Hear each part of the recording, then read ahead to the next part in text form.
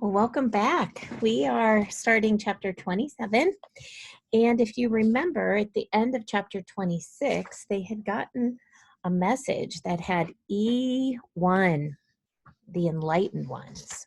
So let's jump right back in. Who, pray tell, are these Enlightened Ones? Said Uncle Richie. A shadowy group of international art thieves, said Beck. We've dealt with them before. Ah, said Tommy. In Italy and Russia, E1's totally twisted.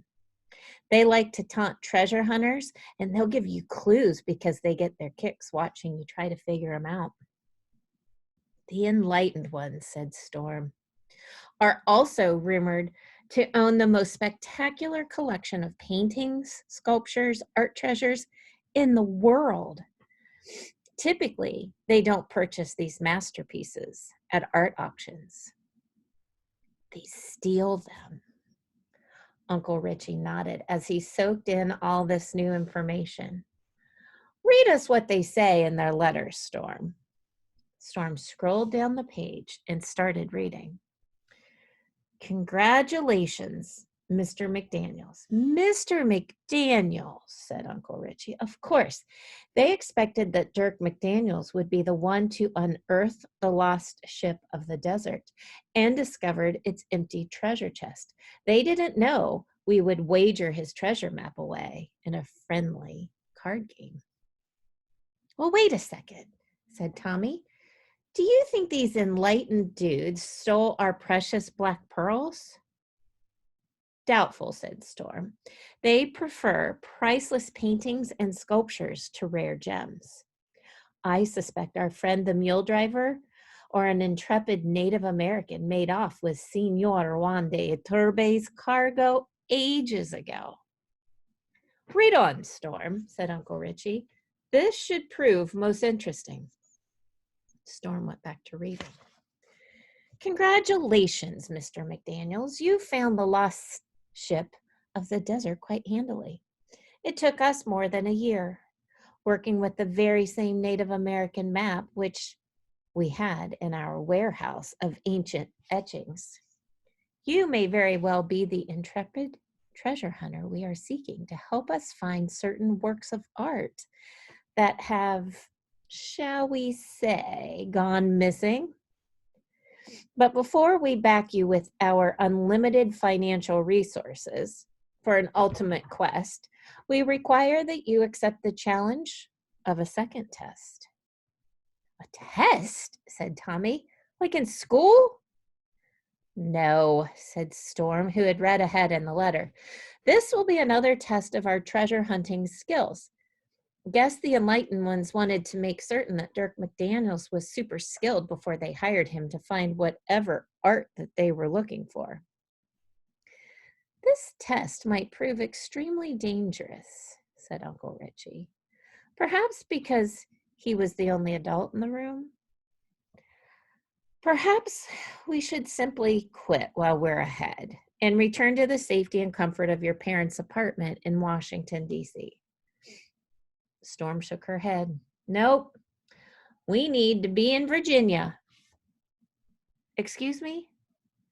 That's what we can hunt for. That's where we can hunt for another one of America's greatest treasures. Yes, I said. Booyah, added Beck. Like Dad, Beck and I kept a list of real-life treasures still waiting to be found, preferably by us. A whole bunch were in America. Beale's missing millions, hidden somewhere in the Rocky Mountains, the lost Dutchman gold mine in Arizona, the lost treasure of the Alamo, gangster Dutch Schultz's stash in the mountains of New York, Confederate Colonel John Singleton Mosby's treasure in Virginia. Virginia? It is Mosby's treasure, I blurted. Storm nodded. Yep. And there's another map with another code. Give me time, and I think I can crack it. Bully, said Uncle Richie, eagerly rubbing his hands together. Aye, Mosby's Raiders. I've been fascinated by their missing treasure for decades. Then let's get to it, I said. We've got the map, added Beck, and plenty of free time, said Tommy. I concur, said Storm. Shall we take a family vote? Suggested Uncle Richie. All in favor of pulling up stakes and heading back east to search for Mosby's treasure in Virginia. Kindly raise your right hand and say aye. Aye. Any opposed? No one said nay. Thomas, said Uncle Richie, take the wheel. We need to return to the airport and fire up my plane. If we hope to find Mosby's treasure, we need to return to another side of the continent. No problemo, said Tommy, slipping into the driver's seat. So who was this Mosby dude anyway? Storm, would you like to do the honors? No thanks, Uncle Richie. I like the way you tell tales. Me too, I said. Very well. And while Tommy drove, Uncle Richie spun an amazing tale of action, adventure, and lost treasure. He sort of reminded me of me. We're on chapter 28 already. During the Civil War, Confederate Colonel Mosby and his rebel riders made a daring night raid on the Fairfax County Courthouse behind Union lines, said Uncle Richie as our RV hummed south on the interstate. They captured 42 Yankee soldiers without firing a single shot. Whoa, said Tommy behind the wheel. In the Union General's room at the courthouse, they found gold, jewelry, candlesticks, coins. Mosby and his men stuffed the treasure into a burlap sack, hopped on their horses, and headed back to the Confederate line. So here you go. It's a picture of it. Get that image in your head. Different time period now. But Mosby's raiders ran into a little bit of trouble on the ride home, said Storm, picking up the thread. Indeed so, said Uncle Richie. Their advance scouts came back with a dire warning. Mosby and his men were heading straight into a large group of Union soldiers. So Mosby and his trusted sergeant took the burlap sack filled with booty and carried it between two pine trees, both of which, legend has it, they marked with an X so they'd remember where they had buried their treasure. Get it? X marks the spot. Months later, when they thought it would be safe, the sergeant and 6 of Mosby's best men rode back to recover the loot. But before they could reach the secret location, they were captured by the Yankees and hanged outside Fort Royal in 1864. Mosby himself was never able to return to look for the treasure. So it's still there, I said, and we're going to find it. How much loot are we talking about? Asked Beck. Estimates put the value of the Civil War era treasures at $350,000. Of course, those were in 1864 dollars. Today, that treasure would be worth $5.5 million. Tommy whistled.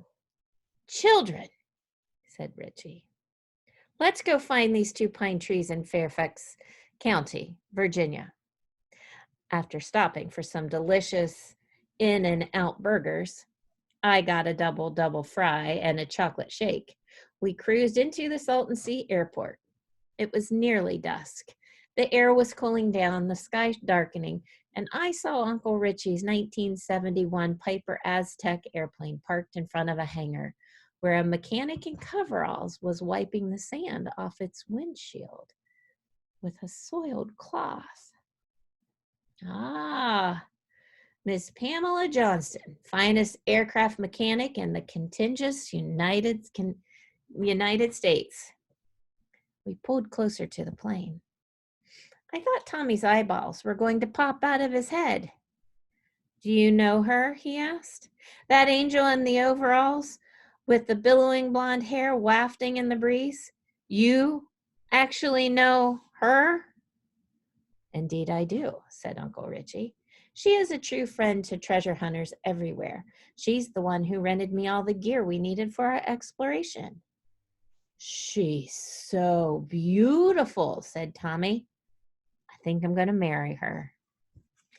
Beck, Storm, and I rolled our eyes. Here we go again. And that's the end of this chapter.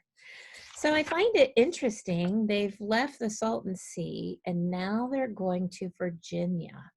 So I'm going to put a couple sites underneath so that you can visit, possibly learn a little bit more about this area, this Fairfax area in Virginia.